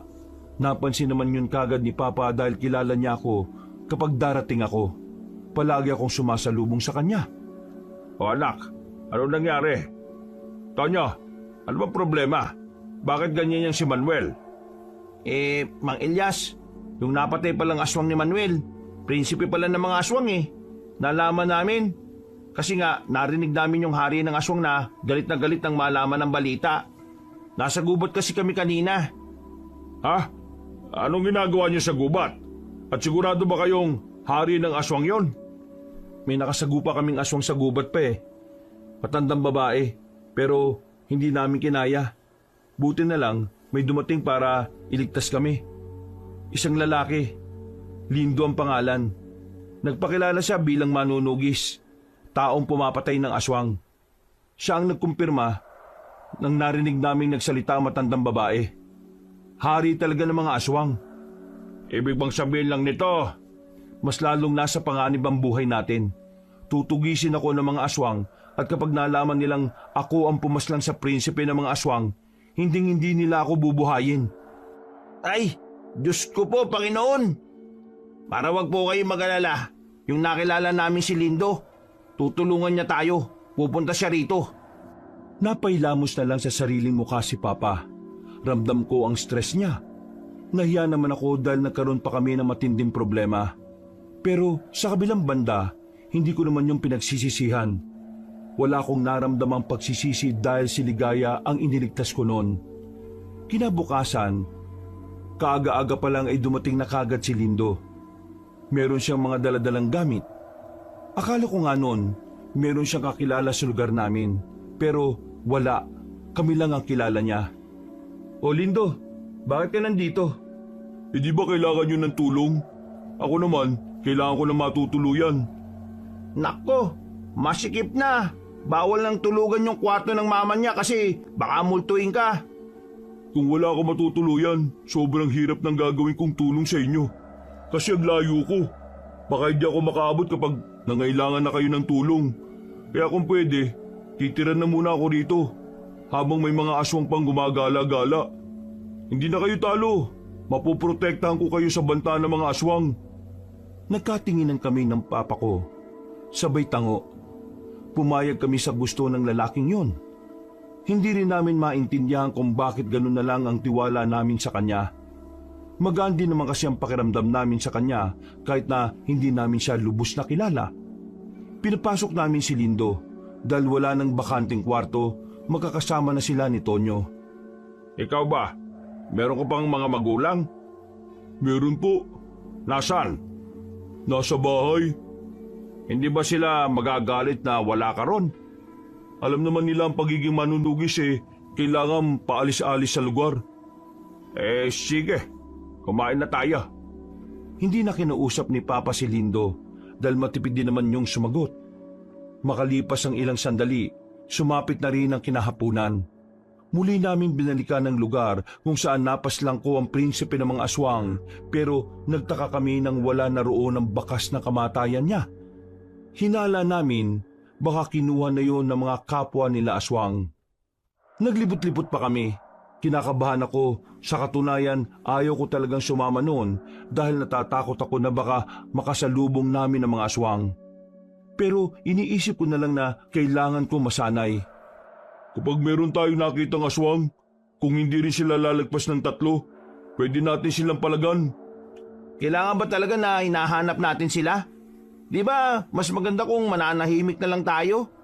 Pero hindi naman nila alam kung sino pumatay sa prinsipe, di ba? Kung hihintayin mo lang na malaman nila, malaking tsansa na mas malala ang gulo. Kaya nga kailangan ninyong akong tulungan para maagapan natin. Tanong lang, pinag-iisipan niyo ba ako na masama kasi hindi niyo pa naman ako ganong kilala? Uy, hindi ah. Mas maganda ng malinaw. Nung hapon na yon, wala namang kaming napala. Wala kaming nakitang aswang o kahit na mga bakas man lang. Kaya bandang 6:00, umuwi na rin kami. Sakto naman na nagluluto na si Papa ng panghapunan namin. Papasok na sana kami ng bahay nang biglang dumating naman si Ligaya. May daladala na naman siyang pinya. Nakita ko na lang si Lindo na nakatingin kay Ligaya. Nakanganga, natulala. Nako, pati ikaw nahuhumaling rin. Hindi ka pwede, bago ka pa lang dito. Huwag ka nang makihati, no? Ako nga, nagparaya na eh. Ano pinagsasasabi mo? Uy, bibig mo. Paumanin, binibini. Masyado lamang akong nabigani sa inyong kagandahang walang kapantay. Ha? Sino ba to? Bakit ganyan magsalita? Pre, ba't ganyan ka magsalita? Sabog ka ba?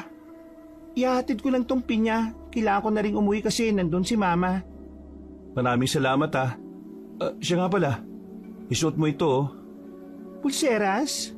Oo, galing yan dito sa taong to. Pangunta yan sa mga aswang. Kapag meron ka niyan, hindi ka nila malalapitan. Bakit? Kukunin ba ako ng aswang? Hindi yun ang sinasabi ko. Ibig ko sabihin, kung sakali lang naman. Tumango na lang si Ligaya. Nagpasalamat siya kay Lindo at naglakad na rin palayo. Si Lindo naman, nanatili pa rin sa kinatatayuan niya. Nakangiti na parang tanga. Natulala na lang siya sa kagandahan ni Ligaya. Uy, gising! Ha? Alam namin gusto mo si Ligaya, pero huwag ka nang pumapil. May nauna na doon. Wala naman yun. Nagagandahan lang talaga ako sa kanya. Nagagandahan lang bigla-bigla ka na lang nagmamalalim na salita. Kahit na ganun si Lindo, wala pa rin kaming maramdamang pagkainis o pagkailang sa kanya, na parabang matagal na namin siyang kilala. Mabilis na lumipas ang sandali, Matapos na rin kaming naghapunan, nakakapanibago dahil meron kaming ibang kasama sa bahay. Pero sabi ng tatay ko, mas marami, mas masaya. Nak, tulog na yung dalawa sa taas. Ikaw gising ka pa. Ano bang gumugulo sa isipan mo? Ayos lang naman po ko pa. Naisip ko lang kasi, bakit kaya sa dinami-rami ng tao, ako pa'y nakapas lang sa prinsipe ng aswang? Nagsisisi ka ba? Hindi. Hindi ako magsisisi.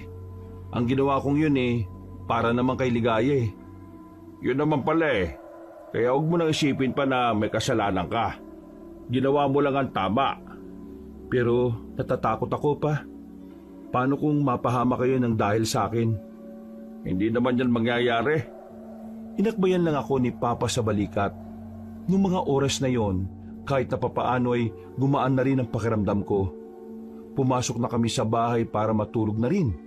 Pero bandang 3:00, bigla akong nagising sa hindi ko malamang dahilan. Bumaba ako para sana kumuha ng tubig. Pero naggulat ako nang makita ko si Lindo na nakatayo sa harapan ng bintana namin.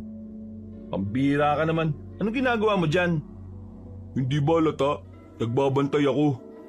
Hindi mo naman kailangan magpuyat Hindi ka naman namin binayaran para magbantay. Hindi ko to ginagawa para sa inyo. Para to sa lahat. Isa pa, trabaho ko ito. Naku, bahala ka nga. Pero meron ka na bang nakita? Oo. Pagkasabi niyang yon, agad-agad akong dumikit sa kanya at nakisilip sa bintana. Meron akong nakitang lalaki na nakatambay sa tapat ng bahay namin. Pero hindi siya nakakaharap sa amin. Nakitingin siya sa iba pang mga bahay na nasa harapan lang din namin. Aswang yan? Oo, kumukulo ang dala kong langis Kaya hindi malabong aswang yan. Meron ba siyang target? Wala akong nararamdaman na may interes siya dito. Baka naghihintay lang siya ng mabibiktima niya. Wala na ba tayong gagawin? Oo, kumalma ka lang. Hindi tayo pwede magpadalos-dalos. Baka meron pang ibang aswang sa paligid. Pinagmasdan lang namin ang lalaking yon. Kumuha lang ako ng tubig sa maliit naming kusina. Pagbalik ko, may hawak ng pana si Lindo. Oo, teka. Ang sabi mo, huwag padalos-dalos. Hindi ko nahihintayin pa na meron pa siyang mabiktima bago tayo gumawa ng hakbang. Ako, anong gagawin ko? Dito ka lang. Ako nang bahala sa inyo. Marahang binuksan ni Lindo ang pintuan namin. Bago pa man niya maipukol ang palaso, napalingon na ang lalaki at nakita na ang gagawin niya. Dahil dito, biglang lumundag ang aswang papunta sa bubungan namin. Nawindang ako kasi mula sa labas ng pakuran namin ay nakatalon siya kagad papunta sa taas. Dahil sa kalabog, nagising na rin naman si Papa at si Tonyo. Oh, ano nangyari? May aswang sa harapan. Tumalon papunta sa bubungan natin. Kainis, natutulog pa ako Huy, ikaw! Bumaba ka dyan! Mambibiktima ka pa ng tao! Kung talaga mabangis ka, bumaba ka dyan at pupulbusin kita! Hindi siya pinatulan ng aswang. Parang alam din ng nilalang na yon na hindi rin basta-basta si Lindo. Hindi na rin niya hinabol ang aswang dahil tumalon-talon na yon sa mga puno paalis. Palala na ng palala mga aswang Hindi na sila natatakot sa tao. Isa lang ang ibig nitong sabihin. Nagpapalakas na sila. Kailangan na nila ng mga tao para makakain at lumakas. Hinala ko, meron silang pinaghahandaan ano ngayon ang gagawin natin? Mamayang umaga, tuturuan ko kayo kung paano nyo poprotektahan ang sarili ninyo. Tinutuon niya nga ang sinabi niya, Kabanong. Ang akala ko naman sa gubat kami magsasanay. Pero sa loob lang din mismo ng bakuran namin. Kaya aga-aga, nagmumukha na kaming tanga dahil maraming nagpapabalik-balik na tao para lang tingnan kung ano ang ginagawa namin. Kami na lang ang nahihiya. Oh, bakit kayo tumigil? Hindi pa tapos ang ginagawa natin pagsasanay. Hindi ka ba nahihiya? Nakatingin na yung mga tao sa atin. Bakit ba kasi dito natin to ginawa Hindi ba pwede sa ibang lugar? Saan? Kahit saan, wag lang dito. Hindi nyo kagad sinabi. Ay nako, baka mamaya malaman nila na meron tayong pinaghahanda ang mga aswang Matataranta ang mga tao. O sige, sumama na lang kayo sa akin. Sa gubat tayo magsasanay. Siguraduhin nyo lang na kakayanin nyo ang pumalag sa kanila na may aswang tayo makakainkwentro. Nagkatinginan na lamang kaming tatlo, pero sumunod din naman kami kagad sa kanya. Pumunta kami sa bandang ilog. Doon na namin sinimulan ulit ang pagsasanay. Marami siyang itinuro sa amin na kahit papaano, unti-unti na rin naman naming natutunan. Kaya bandang 4:00 ng hapon, kabisado na rin namin ang mga galaw. Habang nagpapahinga kami, muli kaming nakaramdam ng kakaiba sa paligid. Maliwanag pa, pero ang sabi ni Lindo, may presensya raw ng aswang sa paligid. Noong mga sandaling yon, pinagpawisan na naman ang palad ko, pero hindi na ako ganong kinakabahan. Huwag kayo mataranta. Mag-obserba lang kayo sa paligid. Anip, pagkatapos ng practice, rekta sabak na kaagad. Huwag ka na maingay, may mga naglalakad na. Kanya-kanya kaming pwesto. Hindi nagtagal, nakita na rin namin na may mga grupo ng kalalakihan na lumabas. Isa sa mga yon ay ang matandang lalaki na maputi na ang buhok. Pero kitang-kita naman na malakas-lakas pa ito. Hindi sila lumapit sa amin. Nasa kabilang parte lang sila ng ilog. Base sa nakikita ko, ang mga patalim na hawak ninyo para talaga sa mga aswang. Tama ba ako? Paano mo naman lalaman ang bagay na yan? Dahil nababasa ko sa mga mata ninyo. Anong binabalak nyo? Bakit ko naman sasabihin? Kung ano man ang mga gusto nyong gawin, ngayon pa lang sinasabi ko, hindi ka magtatagumpay. Manahimik ka! Dahil wala kang alam sa pakiramdam na nawala ng isang anak. Hahanapin ko kung sino ang pumaslang sa kanya at papatayin ko ng paulit-ulit. Pero teka, parang may alam kayo kung sino ang pumaslang sa prinsipe ko, ano? Siniko ako ni Lindo. Sumenyas na siya na kahit na anong mangyari, hindi ko yun aaminin. Si Papa naman, sinabi rin sa amin na huwag kong aaminin. Kung para sa amin ang itak na hawak ninyo, wala akong magagawa. Gagawin na lang namin kayong pagkain ng mga aswang. Hindi kami natatakot sa inyo. Gawin nyo kung anong gusto nyong gawin. Uy, huwag kang mayabang. Nahamon mo pa talaga eh. Mga bata, lapain nyo ang 4 na taong yan. Bahala na kayo kung paano kayo maghahati-hati. Naglakad na pabalik ang matandang aswang. Naiwan naman ang mga kasamahan nito. Na noong mga sandaling yon, ay tumutulot naglalawa na ang laway ng mga ito sa bibig. Handaan niyo sarili niyo. Magagamit niyo na rin sa wakas ang natutunan niyo sa akin. Kakayanin na natin silang 7, di ba? Oo. Basta wala lang panghihinayang ng loob. Nagsimula ng kumilos sa mga aswang. Pinapalibutan nila kami na parabang hindi nila kami paaalisin ng buhay. Pagsugod ng isang aswang, humarang agad si Lindo. Patuloy siyang nahawa sa liig ng unang aswang na lumapit. Nakaramdam ako ng paghanga sa kanya. Parang sisiw lang sa kanya ang pakikipaglaban. Habang kaming tatlo na natili lang sa kinatatayuan, puro ambag ng hawak na itak. Anong tinitingin-tingin nyo? Pumalag kayo! Kailangan na nating lumaban. Kung hindi, baka tayong mamatay. Kung ganun talaga, tara na. Bahala na kung sinong mauna sa langit. Walang sinayang na panahon ng mga aswang. Gigil na gigil silang umatake. Umaatras naman kami para makakuha ng magandang tiyempo. Manuel! Paglingon ko kay Papa, sakto naman na lumabas ang aswang sa bandang gilid ko. Tumakbo si Papa. Hindi na siya nagkaroon ng pag-aalinlangan at tinaga niya ang aswang at tinamaan naman yun sa kamay. Maraming salamat po. Mamaya mo na isipin si Ligaya, ha? Kailangan natin mag-focus. Opo pa, tatandaan ko yan. Muli kaming nagdikit-dikit habang si Lindo naman mag-isang kinakalaban ng sandamukbok na aswang. At sanay naman kasi si Lindo kaya kahit marami siyang nasa harapan, nagagawa niya ng paraan. Huwag niyo akong intindihin. Ayos lang naman ako eh. Mga sarili niyo ang bantayan niyo. Mabibili sila. Nagpatuloy ang aming labanan. Kahit na papaano ay nagagawa namin makasabay sa mga aswang. Aminadong marami pa kaming dapat na malaman at matutunan para talunin sila. Pero gamit ang kakaunting kaalaman na meron kami, Masaya kaming lumalaban sa kanila kahit na alam naming maaari din kaming mamatay. Makalipas lang ang ilang minuto, sugatan pa rin kami, pero hindi namang grabe at masakit. Habang ang mga aswang naman ay ganun din. Wala kami gaanong napatay sa kanila dahil masyado silang mailap. Pero si Lindo, marami na ang kanyang napabagsak. Hindi nagtagal, kusa na ring umalis sa mga aswang. Nakaramdam na rin siguro ng pagod dahil kahit na anong gawin nila, hindi nila kayang tudasin. Ayos lang ako. Ayos lang naman kami. Mga gasgas lang ito. Kaya pa naman naming lumaban. Umatras na sila. Ibig bang sabihin nito, panalo na tayo? Hindi. Ibig sabihin nito, wala talaga silang intensyon na tumagal sa laban. Inaalam lang nila kung gaano kayo kagagaling. At ngayong nalaman nila na si Lindo ang totoong mahusay, mas malakas na ang loob nila sa susunod na araw. Mautak pala mga aswang na yan. Oo, hindi sila basta-basta pumapalag hanggat hindi nila nalalaman kung sino ang kalaban nila.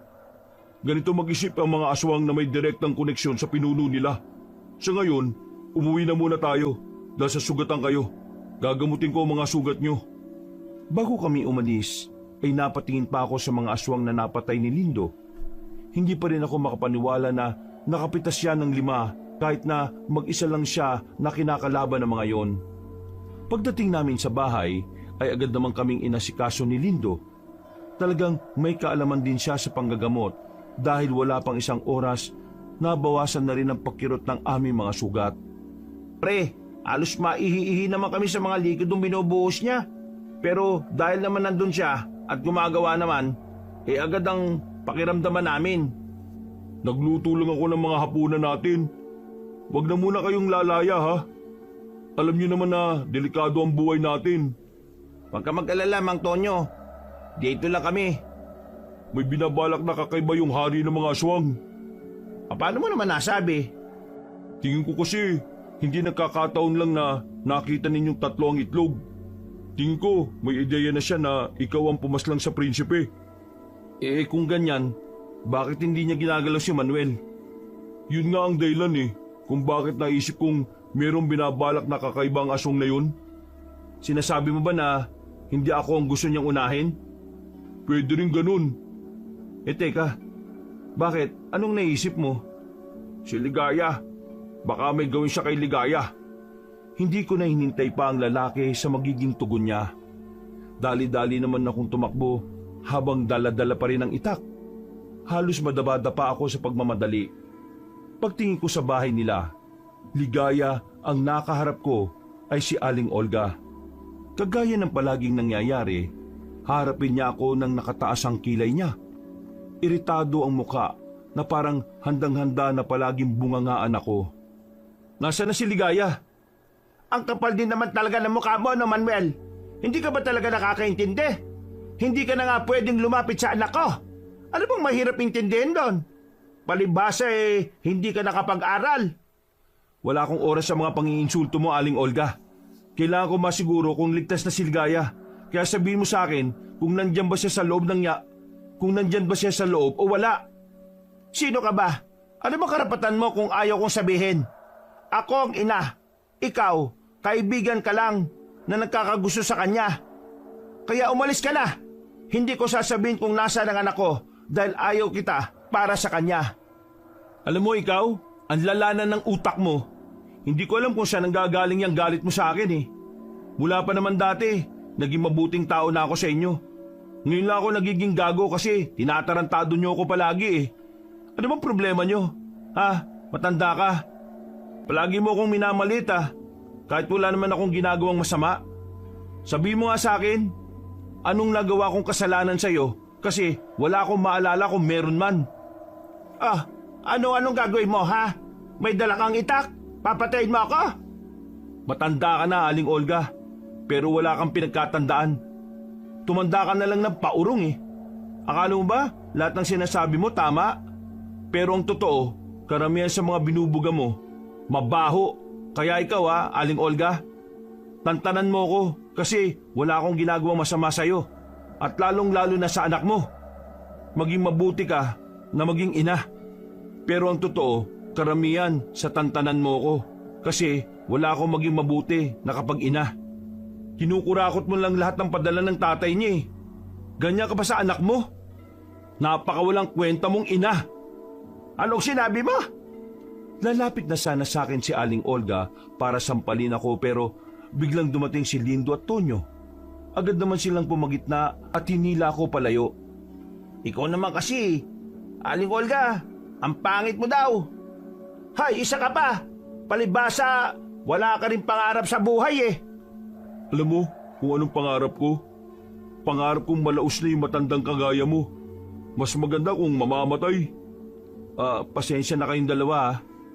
At sino ka naman? Malamang sa malamang eh, kagaya ka rin ni Manuel na walang silbing lalaki. Hindi niyo ako kilala. Kaya huwag niyo akong pagsalitaan ha.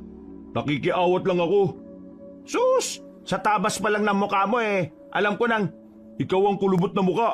Laylay na pisngi mo. Ganyan ka pa rin sa ibang tao. Alam mo kung ano maganda mong gawin? Pumunta ka sa ilog. Tumalong ka sa tubig. At magpaanod hanggang sa mapunta ka sa lugar ng mga aswang. Para lapain ka nila. Kaso, di ka naman pala nila lalapain kasi bulok ka na eh. Pati ang laman loob mo. Hay! Mga walang yak kayo! Kung sinabi mo ba kanina kung nasa ng anak mo, edi wala na sana tayong problema ngayon. Kahit na kailan, wala ka talagang modo. Nasaan ba kasi si Ligaya? Nasa panganib ang buhay niya ngayon eh. Kaya ubusin mo na sa amin. Anong nasa panganib? Kailan pa naging mapanganib ang palengke, ha? Palengke? Wala kaming sinayang na pagkakataon. Kumaripas kami ng takbo papunta roon. Pero huli na. Pagdating namin, nagkukumpulan na mga tao. Narinig na lang namin na meron daw 4 na lalaking biglang humila kay Ligaya. Noong mga sandaling yon, walang duda ang mga aswang nga ang kumuha sa kanya. Kahit na kailan, marumi talaga lubaban ng mga aswang. Anong gagawin natin ngayon? Wala muna, maghihintay tayo ng susunod na paghiwatig nila. Balisang-balisa ako ng mga oras na yon na makabalik na kami sa bahay. Hindi mapakali ang utak ko. Sa dami kong naiisip, hindi ko alam kung anong gagawin ko para maibalik si Ligaya. Habang nasa kalagitnaan ako ng pag-iisip, ay bigla namang dumating si Aling Olga. Galit na galit. May daladala pang pamalo. Ah, Olga, bakit ka narito? Oh, bakit may dala kang 2x2? Naghahamon ka ba ng gulo? Yang anak mo, nasa niya dinala ang anak ko? Nabubuang ka na ba? Hinahanap nga rin niya si Ligaya eh. Anong hinahanap? Style niya lang yon para hindi siya mapagbintangan. Hoy, ikaw Manuel! Sumagot ka! Saan mo dinala ang anak ko? Akala siguro ni Aling Olga ay masisindak niya ako kahit kasama niya ang mga kamag-anak niyang mga lalaki. Tumayo ako. Nasa tagiliran ko pa rin ang itak. Magulo ang utak ko noon, pero isa lang ang malinaw sa akin. Banas na ako sa matandang babae na nasa harapan ko. Wala akong alam kung nasan si Ligaya. Mabuti ba umalis ka na? Wala kang may tutulog eh. Kapag hindi ka umamin, ipapapulis kita. Di gawin mo. Palibasa, wala ka ng nanay kaya walang nagsasabi sa'yo na mali ang itaanan mo ang anak ko. Manahimik ka na nga. Hindi ko na pinatapos si Aling Olga sa pagsasalita niya. Binunot ko ang itak at itinutok ko yon sa lieg niya. Nanlaki naman ang mga mata niya at nanginginig ang kamay. Nabitiwan na rin niya ang 2x2 na hawak niya. Isa bang damay sa nanay ko sa walang kwentang pinagsasabi mo?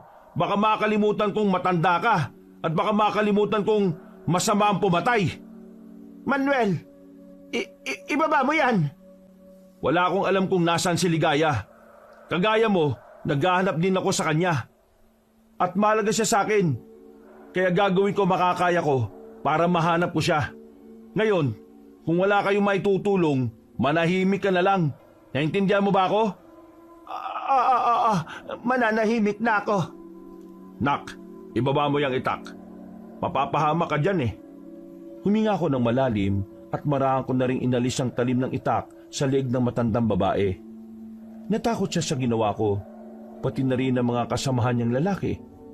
Wala akong pakialam noon kung ipakukulong niya ako dahil sa pagbabantang ginawa ko.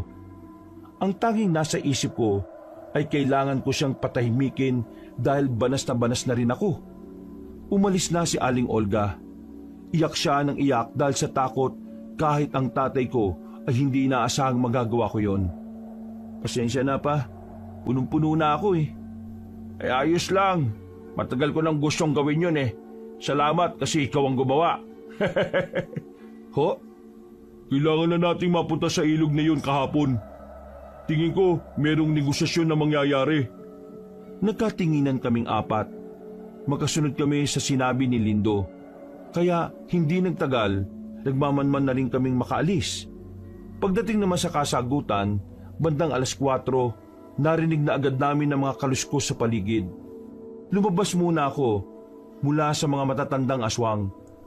Mabuti naman at marunong kayo makatunog. Nasaan si Ligaya? Sinong ligaya? Ha? Yung babaeng maganda at sexy? Nasa amin na.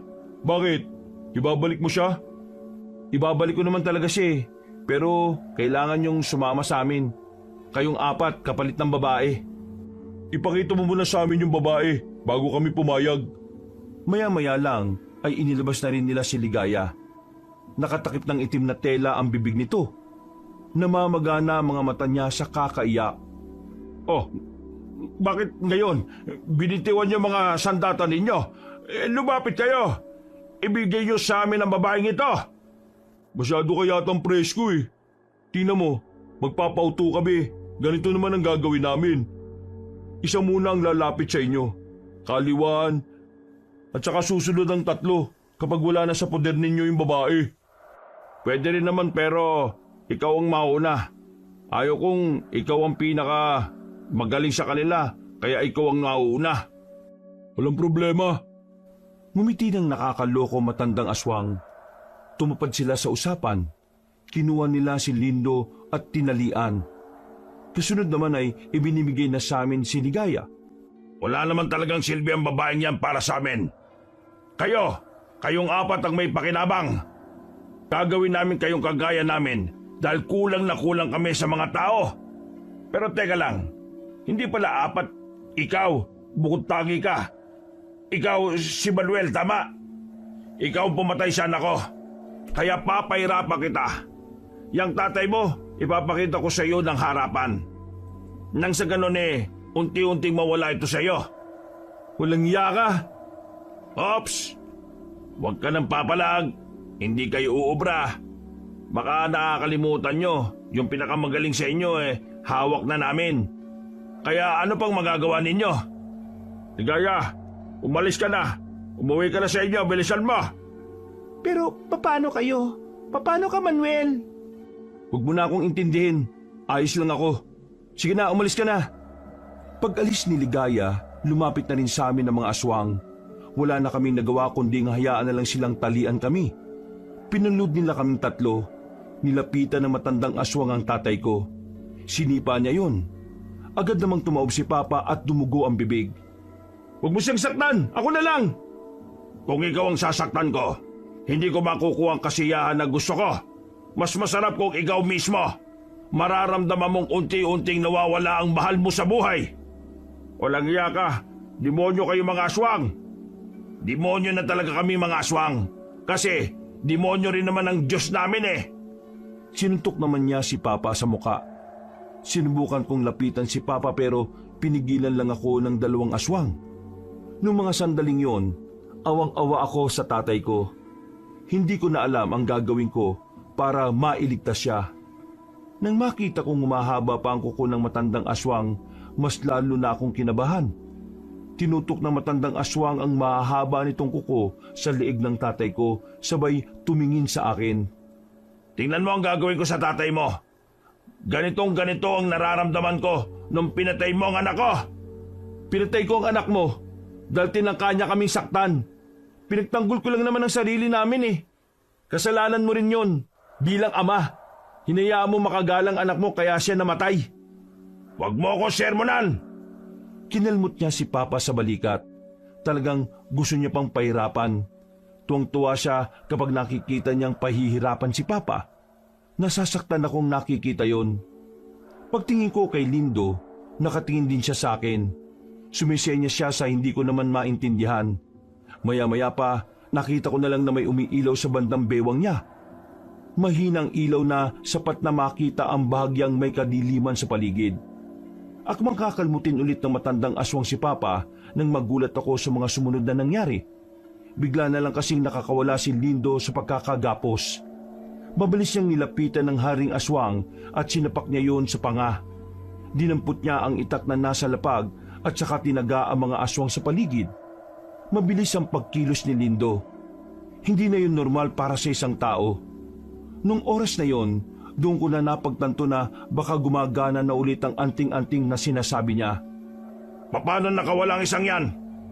Sakto, nagbabalik na. May ginagamit ka palang anting-anting ha? Bakit? Natatakot ka ba kasi alam mong ito magiging dahilan ng kamatayan mo? Mga kasama, patayin ang mga yan! Nagmamadaling lumapit kay Lindo ang mga aswang pero parang ginawa niyang sisiw ang mga yon. Kakaiba talagang idinulot ng anting-anting sa kanya. Mas bumilis at lumakas siya.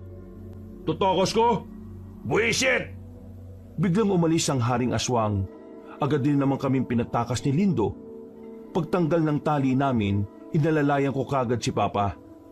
Magpunta kayo sa mas ligtas na lugar. Ako nang bahala sa mga aswang. Sigurado ka bang kaya mo mag-isa? Gumagana na ulit ang anting-anting kaya alam kong may papanalo ko ang gabing ito. Maraming salamat ah. Inakay na namin si Papa. Umalis na rin si Lindo para sundan ang haring aswang na tumatakas. Ligtas naman kaming nakalayo sa pinangyarihan ng labanan. Pero tumigil na muna kami sa gilid dahil sumasakit ang mga sugat ni Papa. Inilabas ko ang mga gamot na nasa bag ni Lindo. Naturuan naman kami ni Lindo ng simpleng paraan ng panggagamot sa sugat. Kaya ako na mismong umasikaso ng sugat ng tatay ko.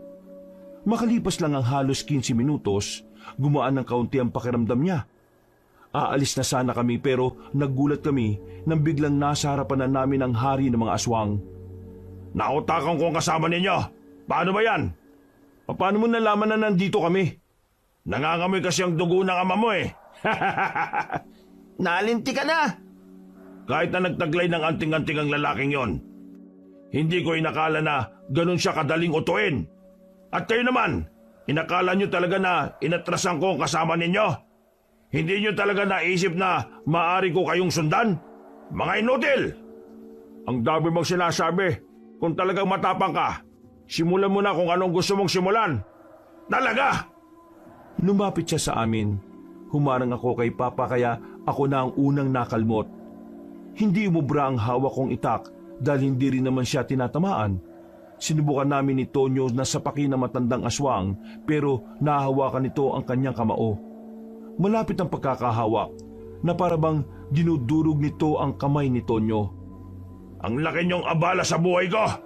Pinatay niyo pa ang anak ko! Pagbabayaran niyo yon! Akmang itatarak na sana niya ang kanyang mahahabang kuko sa aking tiyan nang biglang dumating si Lino.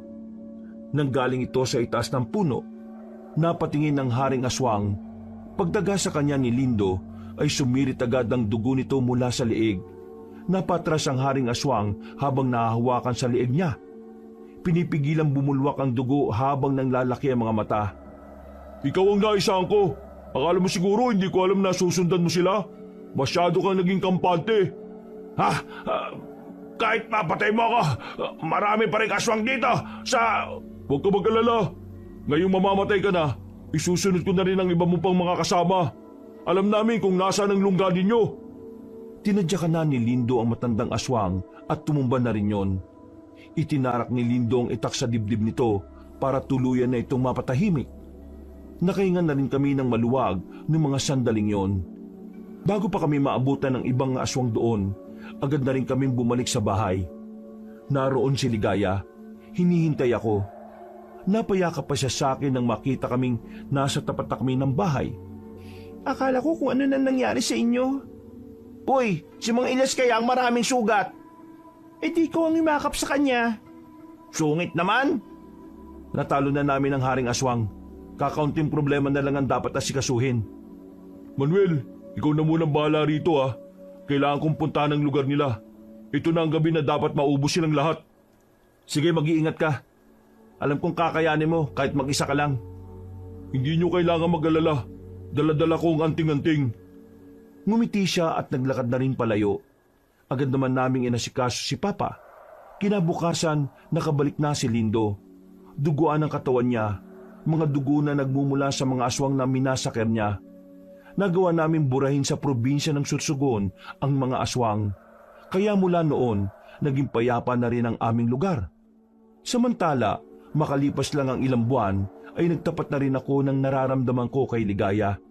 Tutol pa rin sa amin ang nanay niya pero wala naman na kaming pakialam. Sa katunayan, nakakasama na rin namin si Ligaya sa pangangaso tuwing gabi.